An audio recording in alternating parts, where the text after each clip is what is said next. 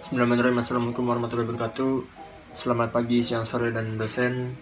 Salam sejahtera bagi kita semua. Saya Muhammad Irfan Syaufi dari kelas LA17, jurusan Magister Manajemen Sistem Informasi dengan NIM 23019-59064. Oke, jadi pada kesempatan kali ini saya akan mempresentasikan jawaban dari final exam saya, dan akan saya lakukan dengan bantuan screen record pada laptop saya. Baik, jadi ada dua bagian soalnya, itu ada soal A dan bagian B juga. Dan kita akan memulai penjelasan dari soal yang bagian A yang terdiri dari 3 soal case. Oke, jadi soal yang pertama itu adalah 1A tentang sebuah perusahaan startup yang dalam industri travel sedang memulai menerapkan big data di pertengahan tahun 2019 dengan prediksi bahwa di awal tahun 2021 ini akan rampung. Namun kenyataannya terjadi adanya pandemi yang secara tidak terduga juga, dan oleh karena itu apakah perencanaan big data tersebut harus tetap dilanjutkan pada awal tahun 2021 atau ditunda. Oke, jadi setelah berdasarkan data-data yang sudah saya baca, kemudian adanya fakta juga, berita-berita yang tersebar, jadi apabila saya adalah sebagai seorang decision maker dalam perusahaan terkait, maka keputusan saya adalah tetap menerapkan big data yang sudah direncanakan, yaitu pada tahun 2001 awal. Nah, tentu saja pandemi telah menekan banyak sektor perindustrian, dan berdasarkan sumber bisnis.com, itu salah satu sumber yang sudah terpercaya juga yang pernah saya baca, di mana sektor pariwisata itu adalah sektor yang paling terkena dampak dari wabah ini, karena sektor pariwisata juga mempengaruhi suatu sektor perekonomian di dalam suatu wilayah tertentu. Namun ternyata faktanya setelah memasuki kuartal ketiga di tahun 2020, sektor pariwisata ini mulai meningkat sedikit demi sedikit. Dan menurut saya hal ini juga disebabkan oleh banyaknya pengguna yang mulai jenuh, ya, karena berada di dalam rumah saja dalam waktu yang lama dan adanya kelonggaran regulasi dari pemerintah, sehingga memungkinkan kembali para penggunanya untuk berpergian. Oleh karena itu saya tetap optimistis untuk tetap menerapkan big data pada industri travel ini. Namun ada faktor terpenting adalah untuk memperhatikan arus kas atau cash flow dari year on year, berdasarkan tahun ke tahun dalam perusahaan. Nah, apabila arus kasnya selalu mengalami peningkatan dan memiliki profit yang cukup juga, maka perusahaan seharusnya dapat menerapkan big data tanpa kendala keuangan di masa depan.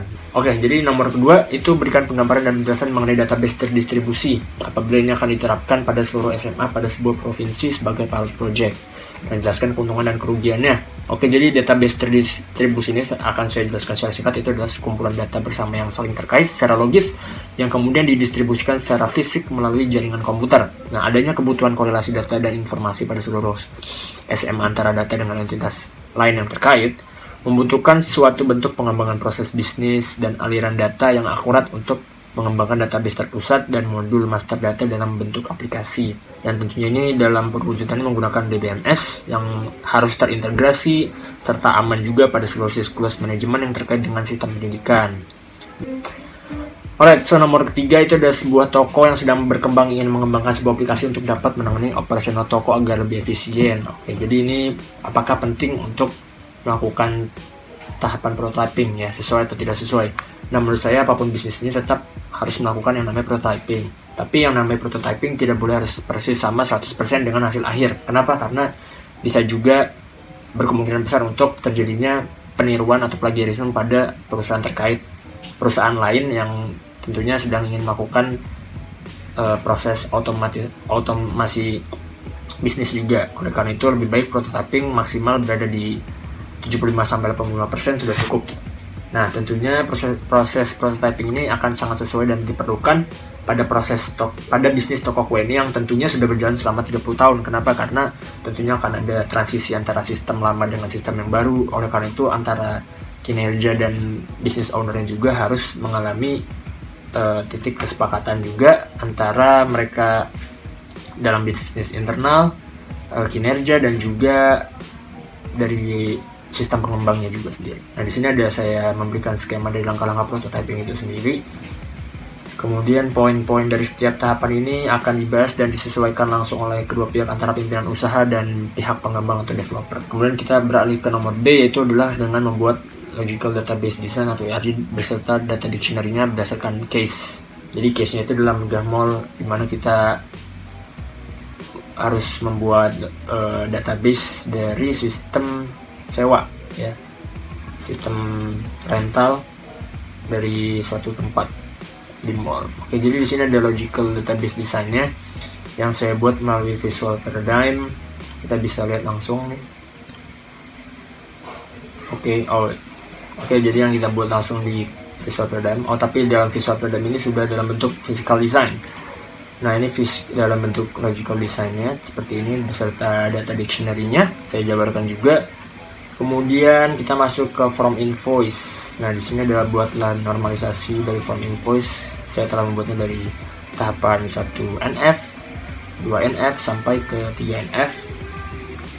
Ya, nomor 3 ini kembali lagi ke physical database design. Nah, ini yang ada di dalam file Visual Paradigm. Nah, di sini ada DDL-nya atau query-nya, data definition language. Ada yang create-nya, kemudian dari drop, yang dimana saya sudah dapatin dari Generate SQL. Kemudian yang nomor 4 ada buatlah denormalisasi. Nah, di sini ada saya buat juga berdasarkan penjelasannya juga. Dan yang nomor 5, rancangan user interface, mungkin langsung kita bisa cek dari Excel-nya.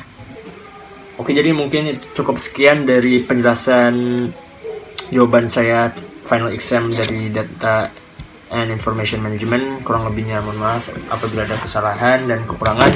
Ya, saya Muhammad Irfan Syauqi pamit undur diri. Terima kasih dan selamat pagi, siang, sore, dan malam untuk dosen.